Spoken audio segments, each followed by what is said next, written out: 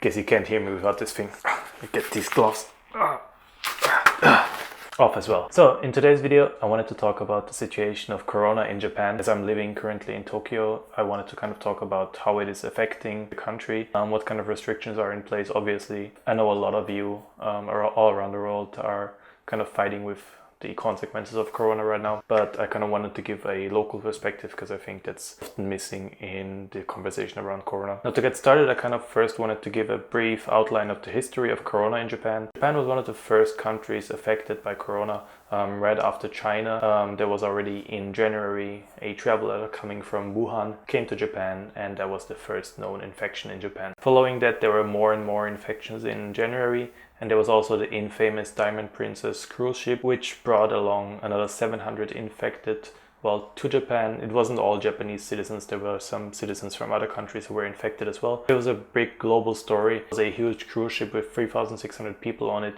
and almost a quarter of them ended up having Corona, and a lot of them just ended up roaming around Japan and spreading the disease further. The Japanese government, or specifically Shinzo Abe, were often criticized for doing too little. Even when Hokkaido, for example, the northernmost Japanese island, declared a state of emergency, there was no real response from them until the end of February, where Shinzo Abe emerged from the shadows and he announced one thing that really shocked a lot of people. He asked for the closure of all schools, universities. He asked for it, he didn't really force anybody into it, and this is a kind of a common theme with the Corona situation in Japan, but I'll get to this a little bit later. Most people were really shocked because I remember he announced it on a Thursday, and Friday it was still a normal school day, and after that, on Monday, suddenly the entire country suddenly had no school. Suddenly had a lot of school children who were at home. You had parents who didn't know what to do. Now this situation may sound familiar, but you have to remember this was at a time before you had all of the Corona infections in Europe and in the US, so it was before all of the school closures actually happened in those regions. Japan was really one of the first countries outside of China to reenact these kind of strict measures to try to combat Corona. Around that time, you also started seeing another phenomenon that you often have now in the US and in Europe and in other parts of the world, which was toilet paper buying. People just started buying toilet paper like crazy. My girlfriend showed me a picture on one night, I remember, and it was just empty shelves, so we decided to go out and try to check if they have some toilet paper. We went to the local company, nothing left. We went to a drugstore, nothing left. We went to supermarket. We went to every store around the station, but yeah, people were buying toilet paper like crazy. Everybody was going outside. Now after that, the virus kept spreading across different parts of the world, primarily in Europe, Italy obviously, nowadays Spain, France, Germany. Japan's response to that was to negate visas for people from those countries, so most European citizens couldn't come to Japan anymore because they didn't have the visa waiver program anymore, and also working holiday visas and any other visas kind of given in that period were also negated. Unlike that in most European countries, these were kind of as far as the restrictions went. So we had school closures, we had a lot of amusement parks, Disneyland was closed, Ghibli Museum, a lot of other museums and everything that's kind of public museums, national museums. All of those things were closed, but we didn't have it as extreme as in Europe. We don't have a lockdown yet. Bars are open, restaurants are open, clubs are open, malls are open, everything that so even though the situation started much earlier than in Europe, it didn't kind of develop as badly as it did. So why is that? Well, the simple reason is because the Corona numbers are not particularly high. Why aren't they high? Because, Japan was really affected really early. Why didn't the numbers spread as rapidly as they did in Europe? There are two main theories kind of to that. Theory one, and that has to do with Japanese culture. So Japanese people often wear face masks around this time because it's influenza season, and just as a general courtesy, face masks are really common in Japan, which helps obviously prevent the spreading of coronavirus. Japanese people also are very clean, but generally speaking, they like cleanliness.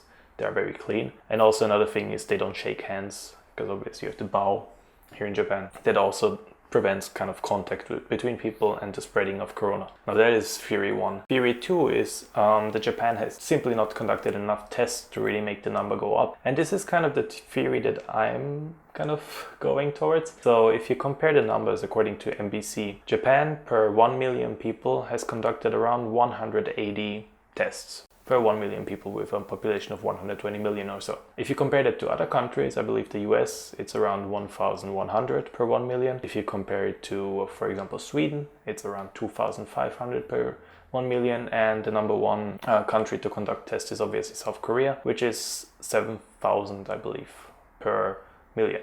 So it's 50 times the number of tests conducted in Japan. Now, with few tests, there's obviously going to be fewer infections, right? So why does Japan conduct so few tests compared to other countries? Now, again, two theories. Theory one, it's simply because a lot of people who get corona are asymptotic.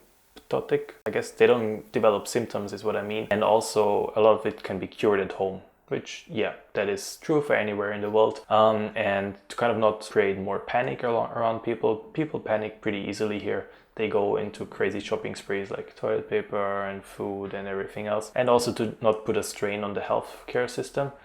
This is a good way to kind of keep numbers not really that high and focus on more serious cases and kind of smaller clusters that are more regional and trying to eliminate corona around that. That's theory one again. Theory two is simply because you had the Olympic Games. So a lot of sport events around the world were obviously cancelled. However, not the Olympic Games until 4 days ago. 4 days ago, the Olympic Games were officially, well, not cancelled, but postponed until at the latest summer 2021. But yeah, there was always this kind of underlying thought that Japan wants to really save the Olympic Games. Therefore, it is keeping the numbers low and not testing enough to kind of not worry any international guests possibly coming to the Olympic Games. And that is the theory that I'm tending to.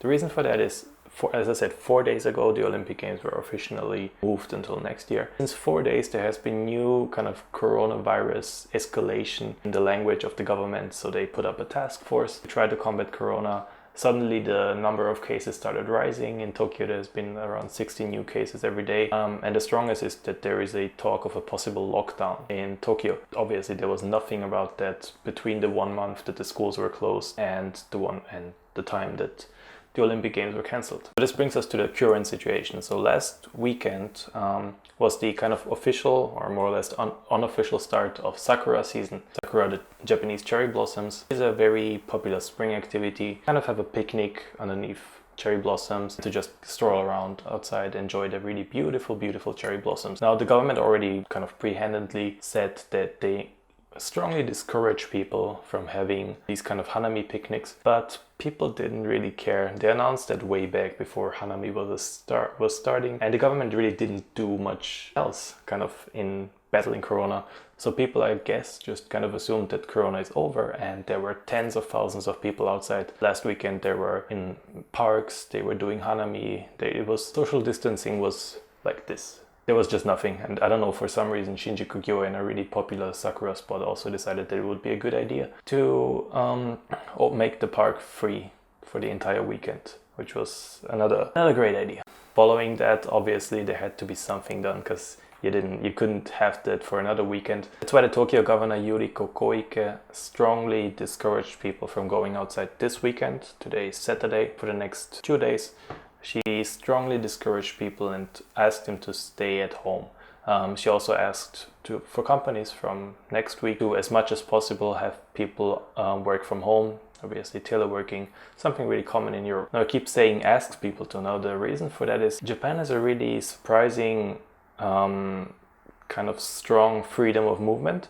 So the government cannot actually, as far as I read, legally start a lockdown. At least it wasn't possible before kind of something was amended last month. They amended a new law that there could be a national crisis called upon, which might actually change that. But legally, yeah, they can only ask people to stay at home. How is this working? I had to go to the supermarket today to do an errand, and I thought I'll check out how it is with people. Are they staying at home or not? I obviously wore my face mask, used my hand sanitizer, keeping everything clean. So first up, the park. Local park, normally full of people. Today is really the warmest day that it has been this year, so it's great weather. It's supposed to rain later, but for now, great weather. The park was pretty empty, almost nobody there. Then when I got to the kind of station area where you have the shopping centers, one big mall actually closed down. Good on them, all of the businesses inside are closed except for supermarkets. The other mall unfortunately was open, and when I went inside, because the supermarket is inside the mall, there was just tons of people. Yeah, there was also a ton of people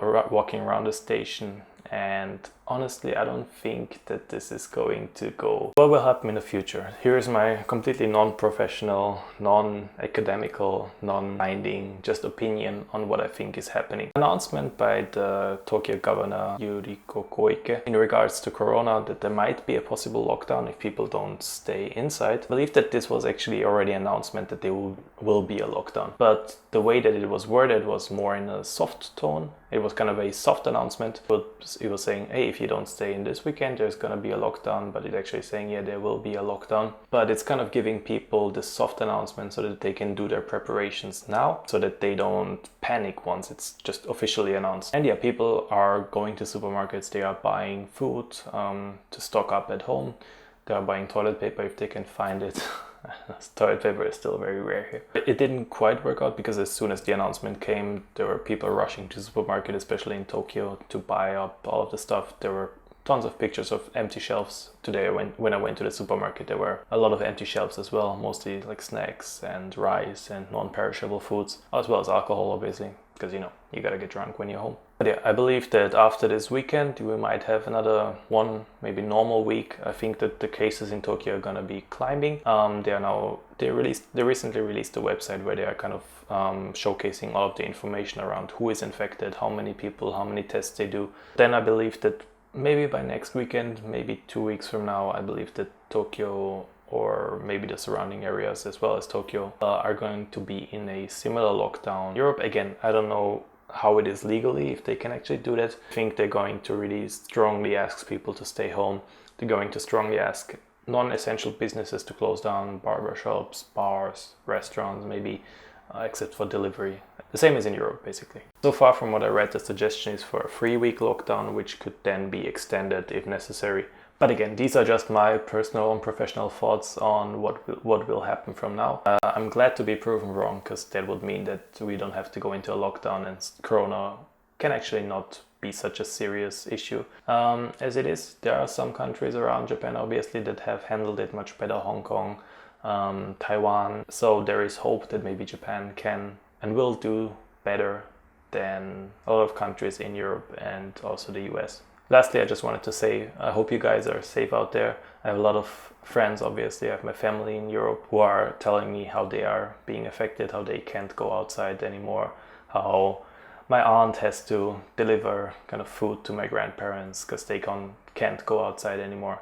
And I know that we were pretty lucky so far in Japan. We did have the spread early on, but it wasn't as serious as it was in Europe. We still have a lot of our freedoms. We can go outside whenever we want. We can go to a store. Almost all our stores are open. We can still go to restaurants.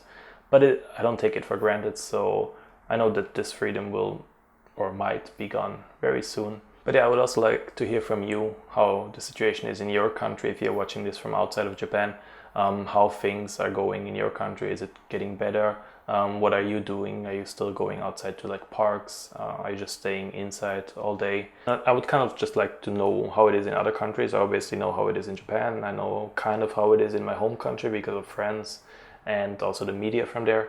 But I don't really know kind of what it is really like living with Corona in any other country. So if you have any kind of personal stories or any kind of interesting anecdotes you want to share as far as living with Corona in that country, happy to hear them. Please write them down below. And yeah, for the next few days, weeks, hopefully not months, but certainly for that period, I will be primarily creating content from home, just because I don't want to, obviously spread Corona. But yeah, it's still going to be content related to Japan, maybe some Japan travel advice, some living in Japan advice, so that once this whole thing is over in a couple of months, maybe you are well prepared to come here. I was really looking forward to meeting some of my friends here, meeting my family here, but those plans are all cancelled now. If you are interested in that kind of content, please consider subscribing, and I will see you in the next one. See ya.